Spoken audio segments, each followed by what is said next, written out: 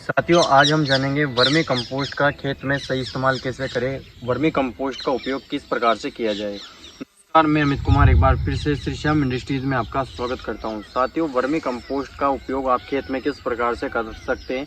जब आप खेत की अंतिम जुताई करते हैं या फिर खेत की जुताई करते हैं तो उसमें आप वर्मी कंपोस्ट की मात्रा डाल सकते हैं। वर्मी कंपोस्ट को आप किस किस मात्रा में डाल सकते हैं। साथियों, आपको वर्मी कंपोस्ट 1 एकड़ ज़मीन में यानी कि 2 बीघे में, आप हमारे यहाँ पे 1 एकड़ में 2 बीघा ज़मीन होती है तो 2 बीघा में आप 1 से 2 टन माल आप वर्मी कंपोस्ट का इस्तेमाल कर सकते हैं, जिससे साथियों आपके खेत की जो मिट्टी है उसमें जीवाणुओं की संख्या बढ़ेगी और जीवाणु एक्टिव हो जाएंगे वहाँ पर। तो साथियों, आप 1000 से 2000 किलो वर्मी कंपोस्ट अपने खेत में पहले साल में इस्तेमाल कर सकते हैं। फिर जैसे अगले साल होता है तो अगले साल में आप इस्तेमाल कर सकते हैं। साथियों, वर्मी कंपोस्ट को खेतों में डालने से खरपतवार कम लगते हैं, दीमक कम लगती है और एक्टिनोमाइसीटी की मात्रा 8 गुना पोषक तत्व इसमें ज़्यादा होते हैं साथियों वर्मी कंपोस्ट के अंदर, जिससे आपके खेत की मिट्टी बुरबुरी बनती है। साथियों, अगर आप वर्मी कंपोस्ट का उपयोग अपने खेतों में लगाते हैं तो 1 साल आपने वर्मी कंपोस्ट दिया तो आपको ये 4 साल तक प्रॉफिट देगा, यानी कि 4 साल तक ये पैदावार देगा। जहाँ पर अगर केमिकल की बात की जाए,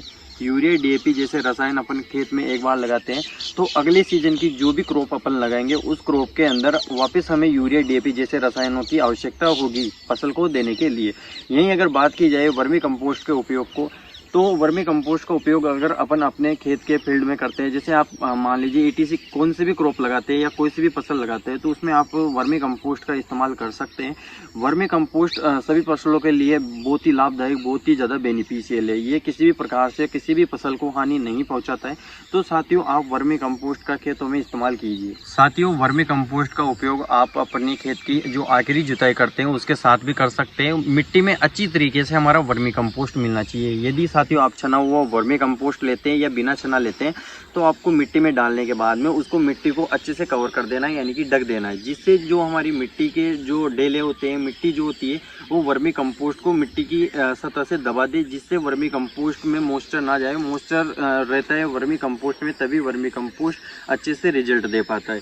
साथियों, हमारी फसल में वर्मी कंपोस्ट के उपयोग जो कि 1 से 2 दिन के अंदर रिजल्ट दिखने प्रारंभ हो जाते हैं, तो आप वर्मी कंपोस्ट का जब भी इस्तेमाल करते हैं तो आप वर्मी कंपोस्ट में मॉइस्चर होना जरूरी है। उसमें लगभग 20 से 25% मॉइस्चर की जो एब्जॉर्ब करने की क्षमता है वो होनी चाहिए, तब जाके साथियों आपका वर्मी कंपोस्ट आपकी फसल को अच्छे से अवशेष जो उसके पोषक तत्व है उसको मिल पाएंगे।